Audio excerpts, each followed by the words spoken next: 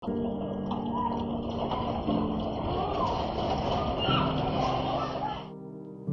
berkekuatan magnitudo 6,8 pada Jumat 8 September 2023 menjadi gempa paling dahsyat di Maroko. Lebih dari 2.000 orang meregang nyawa. Gempa menghancurkan banyak bangunan, warga pun terpaksa meninggalkan rumah mereka. Pusat gempa berada di Provinsi Al-Haus, Pegunungan Atlas, Barat Daya Marrakesh.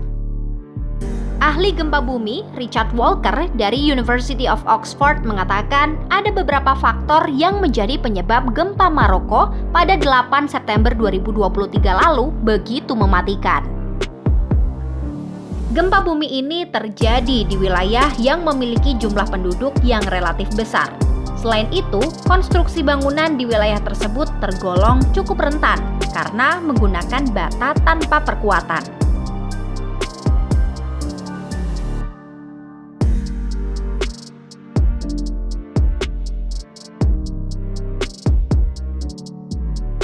Badan Survei Geologi Amerika Serikat menyebut belum pernah ada gempa bumi yang lebih kuat dari magnitudo 6,0 dalam radius 500 km dari pusat gempa, setidaknya dalam 1 abad terakhir.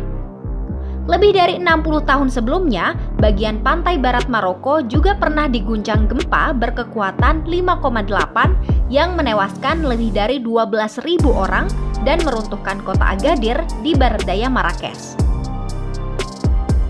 Namun, yang mencuri perhatian, ahli seismologi Florent Branguier dari Institut des Sciences de la Terre di Grenoble University, Prancis, menyebutkan gempa tersebut sangat langka. Menurutnya, titik gempa sebesar magnitudo 6,8 itu jarang terjadi di wilayah tersebut. Meski seluruh Maroko dan kawasan Mediterania lain secara umum masih rentan terhadap gempa besar, tetapi sebagian besar terkonsentrasi di pertemuan lempeng tektonik Afrika dan Eropa. Lokasi ini terletak di bagian utara Maroko, khususnya sekitar Selat Gibraltar. Di sisi lain, seluruh wilayah Pegunungan Atlas masih beresiko. Walaupun jarang terjadi, besarnya gempa bisa signifikan. Terdapat garis patahan signifikan di kawasan ini yang telah berkembang selama ribuan, puluhan, bahkan ratusan ribu tahun. Namun, gempa sebesar itu jarang terjadi di wilayah yang tidak berada di batas lempeng. Salah satunya adalah gempa Turkiye pada Februari 2023 yang terjadi di perbatasan antara lempeng Anatolia dan lempeng Arab. Bahaya yang diperkirakan terjadi pada zona ini karena terletak di perbatasan dua lempeng besar. Florent Branguier menjelaskan intensitas gempa susulan di Maroko terus berkurang seiring berjalannya waktu. Akan tetapi, guncangan awal dari satu gempa bumi dapat memicu gempa lainnya. Dalam hal ini bukan lagi gempa susulan. Hal serupa terjadi di Turkiye yang berkekuatan magnitudo 7,8 disusul magnitudo 7,5.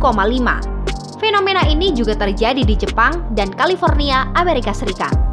Oleh karena itu, bukan tidak mungkin gempa besar akan terjadi lagi, tetapi belum tentu terjadi di garis patahan ini. Hal ini biasanya terjadi beberapa jam atau hari setelah gempa bumi.